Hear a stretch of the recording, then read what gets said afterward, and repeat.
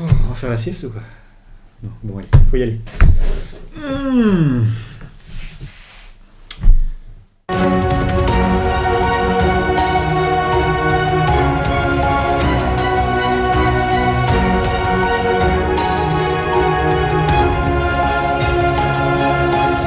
Bonjour à vous, les Globetrotters ludiques, je suis Angelo. Je suis Brigitte. Nous sommes toujours des amateurs de jeux de société. Et ensemble, nous formons la chaîne Brigello. Wouh!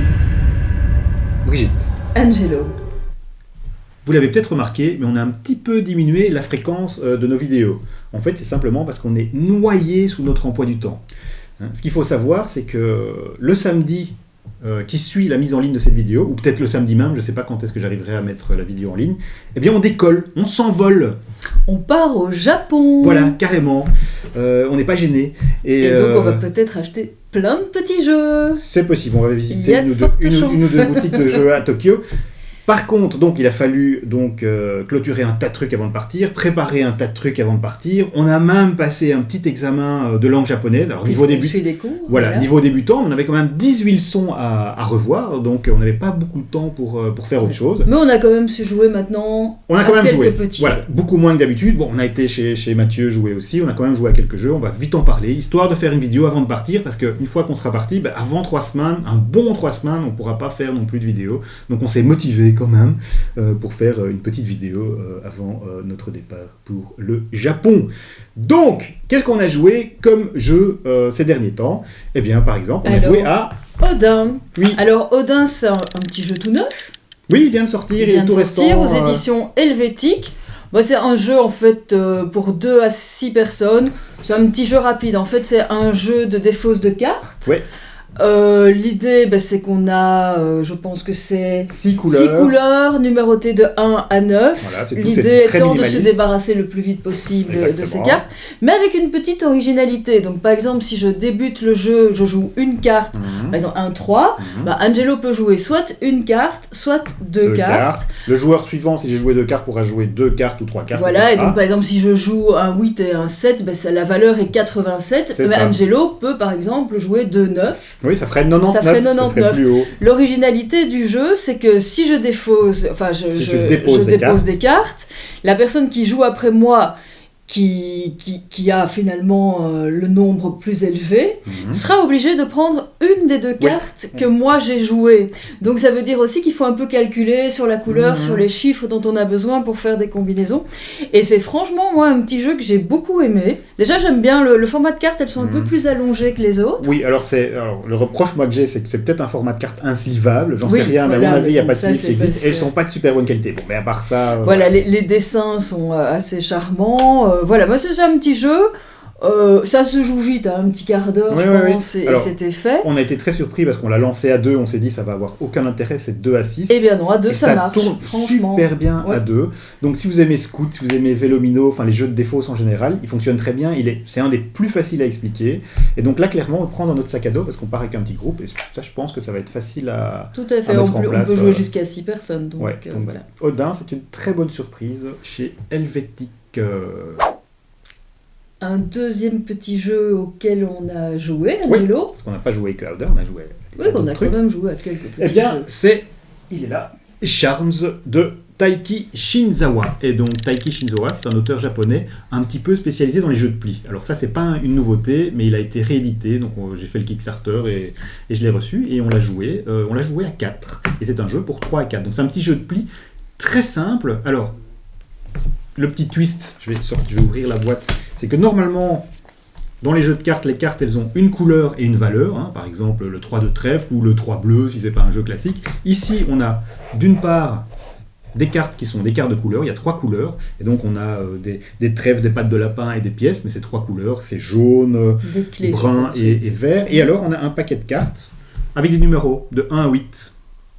Donc, elles sont séparées. Les couleurs et les chiffres sont séparés. On mélange tout. On distribue 13 cartes à chacun.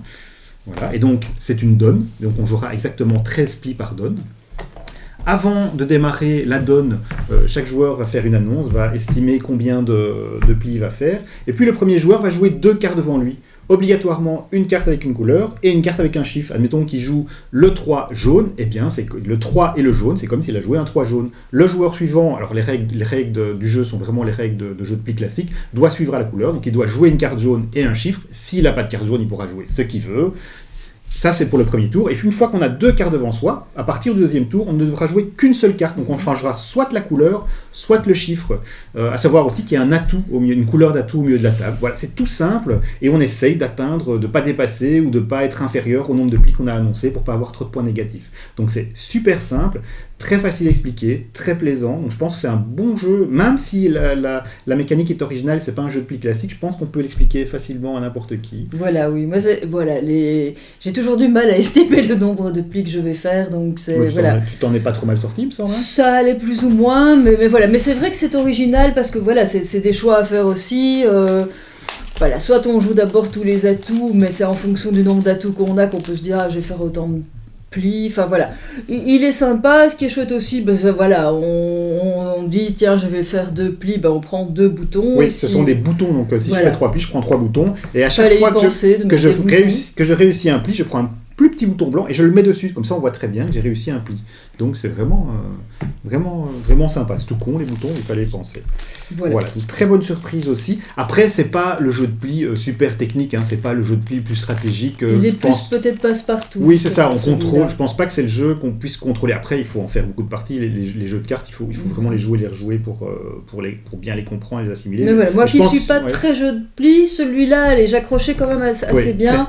Parce que voilà, jouer les couleurs, voilà, c'est... Voilà, c'est un jeu de pli simple et en même temps original, avec un twist original. Parce que d'habitude, les jeux de pli avec un twist original, ils sont souvent assez tordus et difficiles à appréhender. Celui-là, pas. Donc, Charms de Taiki Shinzawa aussi, très bonne surprise. Mais à quoi donc d'autre avons-nous joué ? Avons-nous joué ? On avait envie finalement de rejouer au Rummikub, parce qu'on aime bien ça. Oui, on n'a pas honte, on aime bien le Rummikub. Le Rummikub, c'est quoi ? C'est un peu comme le Rami. Oui. On a plusieurs versions, et encore on en a d'autres. Oui, voilà. Donc voilà. De voyage, une norme classique. Donc ici, la différence, c'est qu'on peut... C'est comme jouer au Rami. Voilà. Mais une fois qu'on a un minimum de 3 tuiles, on peut par la suite, si on a 4 tuiles, on peut jouer avec les combinaisons, dire je prends le 4 de là, j'en pose 2 qui complètent. En fait, toutes les combinaisons qui sont au milieu de la table, on peut les combiner comme on veut, les diviser, les ajouter. Voilà, c'est un petit casse-tête vraiment sympa. Et l'idée aussi étant de se défausser de toutes ces tuiles. Là, à chaque fois, on en c'est une course, donc il y a cette tension. C'est un jeu quand même dans lequel il y a une tension, parce que c'est une course, il faut être le premier à se défausser des tuiles et on va gagner les points des tuiles qui restent chez les autres joueurs. Voilà, la première condition, c'est quand même d'avoir 30, l'équivalent de 30... Pour poser une combinaison. Donc ça, c'est parfois un petit peu ralent, parce qu'on a plein de combinaisons, mais qui font pas 30. Mais après, donc ça, c'est pour ouvrir le jeu, on doit avoir une combinaison qui fait 30, mais il y a plein de variantes sur la net, on n'est pas obligé de jouer avec cette règle-là. C'est un jeu, évidemment, comme le Rami, comme les jeux de cartes classiques, il y a énormément de variantes en cours, on peut jouer un peu comme on veut. C'est un jeu classique, mais qu'on aime bien ressortir. Oui, et puis là, on a acheté ces 2 versions-là, une qui était belle et l'autre de poche, qui sont très agréables à jouer. Pour le voyage. Et quand on est un peu fatigué, qu'on a envie de faire un truc relax, le Rummikub ça marche toujours très bien. Donc c'est un très bon plan. N'hésitez pas à le rejouer, n'hésitez pas à l'acheter, parce que c'est vraiment un super petit jeu qui peut se jouer à 2 en famille. Tout à fait. Il est plaisant. Ok. Ensuite, on a joué encore à une autre variante du Rami, le Gin Rummy, qui se joue avec un petit paquet de cartes tout simple. C'est un jeu pour 2 joueurs, classique. Tout le monde connaît le Gin Rummy, je pense. On va pas expliquer ce que c'est. C'est une variante du Rummy pour 2, où on a sa main qui reste fermée, et on essaye soit de faire un gin, c'est-à-dire que toute sa main soit complétée avec des combinaisons, soit on décide de s'arrêter, on fait un pari, on arrête le jeu, et quand on croit qu'on a moins de cartes, on a moins de points que l'autre dans sa main qui reste, et sinon on se fait avoir et c'est lui qui gagne des points. Donc c'est tout simple. Moi j'adore le Gin Rummy, ça m'amuse à fou. Alors la première fois qu'on avait joué, j'aimais pas du tout, parce que c'est un jeu que j'avais jamais joué. Puis finalement, on se prend au jeu. Oui, t'aimais pas parce que j'arrêtais pas de gagner, j'avais une chance pas là, possible. J'ai eu ma revanche plusieurs fois d'affilée. Donc, ce que j'adore, c'est que c'est hyper épuré, c'est hyper simple. Il suffit de sortir le paquet de cartes, on joue tout de suite. C'est instantané. C'est pas un jeu encombrant du tout, c'est un jeu de cartes. Voilà, en plus de ça, avec un jeu de cartes, je le rappelle, on peut jouer à des centaines et des centaines de jeux différents. Je voudrais faire une petite parenthèse sur un petit site internet, c'est un site anglophone, mais il s'appelle pagat.com. Donc ce site, c'est un peu le BGG du jeu de cartes classique. Alors c'est pas vraiment le BGG parce qu'on peut pas avoir de compte, on peut pas poster d'avis, etc. Mais c'est un peu un BGG parce que c'est une base de données hyper exhaustive des jeux de société classiques. Donc tous les jeux de cartes qui sont recensés, ils sont classés par nombre de joueurs, par type de jeu. Toutes les règles des jeux sont expliquées, donc les règles, je dirais, communes, plus toutes les variantes, et elles sont en plus, ils font un travail exceptionnel, parce que en général, quand on cherche une règle d'un jeu de cartes classique, elles sont toujours mal fagotées. Ici, elles sont toutes bien écrites en anglais, et en plus, on a des liens sur tous les liens possibles sur le jeu, donc voilà, c'est un site exceptionnel. Intarissable de différents usages d'un jeu de cartes. Et on le fait souvent, on part en voyage avec un paquet de cartes, et avec une connexion internet, si on en a une, sur pagat.com, et on essaye des jeux, voilà, et c'est vraiment un site exceptionnel, donc n'oubliez pas, les jeux de cartes classiques, il y a vraiment des pépites, enfin, il y a presque que des pépites là-dedans, quoi, donc le Gin Rummy, super à deux. Et ça, on va y jouer au Japon, clairement. Voilà. Si on a le temps. Oui, au Ryokan, quand on aura pris quand on aura pris notre petit bain dans un autre scène, quand on sera relax, quand on aura bien mangé, on finira la soirée avec un petit Gin Rummy, je suis certain. Ouais. Un petit saké, ça passera très bien. Et on a eu aussi l'occasion d'aller jouer chez Mathieu, et il nous a fait découvrir les Palais de Carrara, un Wolfgang Kramer et Kessling qu'on n'avait pas joué, qu'on ne connaissait pas. Un jeu de ressources, en fait, comme on les a. Un jeu avec des ressources, oui, tout à fait. Voilà, donc on a une roue. Un marché de ressources. Voilà, on a une roue au milieu, donc on a trois choix finalement. Soit on fait tourner la roue et on achète les ressources, soit on décide... Et ça fait changer le prix des ressources. À chaque fois, ça fait diminuer le prix des ressources. Certaines sont parfois gratuites. Le deuxième possibilité, c'est avec les ressources, justement, on achète des bâtiments. Alors là, le but, c'est soit on a tous les bâtiments d'une même série, par exemple tous les palais, tout ça. Voilà. On doit choisir où les placer aussi. On fait des évaluations, et les évaluations, justement, c'est ça, c'est en fonction, soit on active tous les palais, et alors on reçoit soit des points, soit des sous. Pour acheter des ressources. Voilà, mais soit on peut aussi décider en fait, en fonction des couleurs de nos ressources, on peut placer dans certaines régions d'Italie, on peut le dire. Tout à fait, oui. Et donc voilà, et alors du coup, on peut aussi activer des régions. Alors là, la personne qui a activé une région, les autres ne pourront plus l'activer. Donc il y a un timing dans le jeu qui est vraiment important. Un timing aussi, parce qu'il y a en fait 3 objectifs, je pense, qui sont tirés au hasard en début de partie.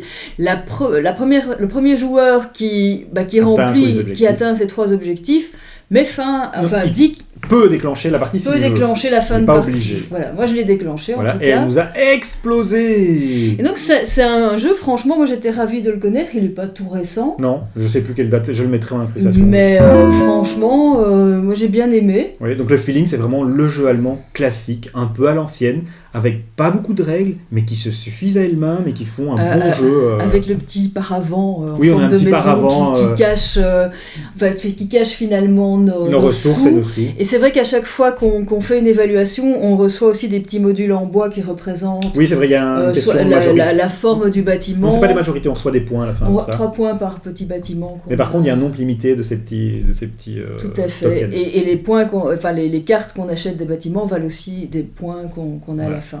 Donc un classique, tout public. Peut-être que les gros joueurs seront un peu frustrés parce qu'ils le trouveront un peu léger. Mais il était fort sympathique, franchement. On l'a joué une petite heure. Oui, c'est ça, 1 heure. On l'a joué à quoi 4 à 3 À 4. Ouais, 4. À 4, oui. Possible. Voilà, donc très bien. Les palais de Carrara, de Kramer et Kessling, une valeur sûre. Merci Mathieu. Merci Mathieu. Finalement, on a quand même joué à pas mal de jeux. C'est vrai, parce qu'on a dit on n'a pas beaucoup joué, mais là on est quand même occupé à présenter 6 jeux, je pense. Parce que chez Mathieu, on a aussi découvert un autre jeu. Toi tu le connaissais, moi pas du tout non plus. Oui, on l'a dans notre collection, mais je ne lui ai jamais fait jouer. Et je l'avais joué, mais pas avec ma boîte. Voilà, et donc le nom c'est Dragon Castle, le château du dragon, Dragon Castle. Voilà, un jeu où on doit, à la base, la mise en place est un peu, un peu éreintante. Ennuyeuse, pour pas dire. Il faut mettre, certains. On construit finalement. Ça se joue avec château. des tuiles de mahjong, en fait, des tuiles qui ressemblent à des tuiles de mahjong. En fait, le jeu simule. Donc à certains endroits, il y a 1 tuile, 2 tuiles, 3 tuiles. C'est des étages. C'est des étages, oui, mais on met des tuiles pour faire les étages. Oui. Donc en fait c'est un jeu, l'idée du jeu c'est de simuler ces jeux de Mahjong solitaire qui s'appellent Mahjong entre guillemets, qu'on trouve sur les apps, où on va à chaque fois essayer de trouver 2 tuiles identiques et les retirer, et essayer de retirer le plus de tuiles comme ça. Donc c'est un jeu qui essaye de simuler ça, qui le simule très bien d'ailleurs, et donc ils ont ajouté à ça, parce que donc, le principe c'est le même, c'est vraiment la même chose, on a toutes ces tuiles qui sont superposées en 3 étages, à son tour de jeu, on doit retirer une paire qui est tout au-dessus, une tuile qui est tout au-dessus, et une tuile identique qui est à un autre étage, ou au même étage, c'est ça l'importance, et là on va pouvoir les placer sur notre plateau, et on essaye de faire des groupes les plus grands possibles pour avoir de points, de monter en étage, on va pouvoir mettre des toits dessus pour gagner des points également, donc c'est très sympa, ça vole pas très haut, je trouve personnellement que c'est un jeu sympa, mais qu'on ressent un peu trop la volonté de faire un petit coup, de publier un jeu sur une idée, quoi. Donc c'est vraiment un jeu qui s'est construit sur cette idée de faire un jeu autour de cette application, mais le matériel est sympathique. Voilà, c'est un jeu, on m'a perdu pendant ce jeu-là, j'avais un petit peu du mal, mais honnêtement, j'ai vraiment, maintenant que j'ai bien compris envie de rejouer. Le but, j'ai envie de rejouer pour voir. Mais là, pendant la partie, on m'avait un peu perdu. Ouais, moi, j'y rejouerai avec plaisir, mais je suis pas convaincu à 100%. Je trouve que c'est un peu... c'est vraiment un jeu, on s'est forcé à fabriquer un jeu autour d'une idée, mais parce que par exemple aussi, comme d'habitude, en plus il y a des objectifs qu'on tire au hasard, mais qui sont un peu tarabiscotés, qui ne servent pas à grand chose. Le jeu suffit à lui-même comme ça, mais voilà. Ben voilà, c'était une découverte aussi. Oui, tout à fait.